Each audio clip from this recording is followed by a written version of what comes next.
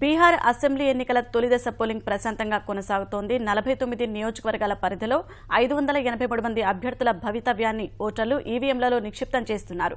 13,212 polling కేంద్రాలను ఏర్పాటు చేసిన ఎన్నికల సంఘం అవాంఛనీయ ఘటనలు జరగకుండా కట్టుదిట్టమైన భద్రతా ఏర్పాట్లు చేసింది.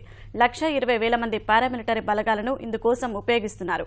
ఉదయం నుంచే పోలింగ్ కేంద్రాల వద్ద ఓటర్లు బారులు తీరారు. లఖీసరాయ్లో కేంద్ర మంత్రి గిరిరాజ్ సింగ్ తన ఓటు హక్కు వినియోగించుకున్నారు. ఎన్నికల్లో భాజపా విజయం తథ్యమని ఆయన జోస్యం చెప్పారు. ఉదయం 7 గంటలకు పోలింగ్ ప్రక్రియ ప్రారంభం కాగా అత్యధిక స్థానాల్లో సాయంత్రం 5 గంటల వరకు పోలింగ్ సాగనుంది.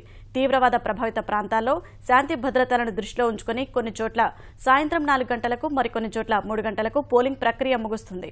తొలిదశ ఎన్నికల్లో కాంగ్రెస్ సీనియర్ నేత అసెంబ్లీ మాజీ స్పీకర్ సదానంద్ సింగ్, ఎన్డీఏ భాగస్వామి లోక్ జనశక్తి పార్టీ రాష్ట్ర అధ్యక్షుడు పశుపతి కుమార్ పరాష్, భాజపా సీనియర్ నేత సురేంద్ర మెహతా తదితరులు పోటీ చేస్తున్నారు.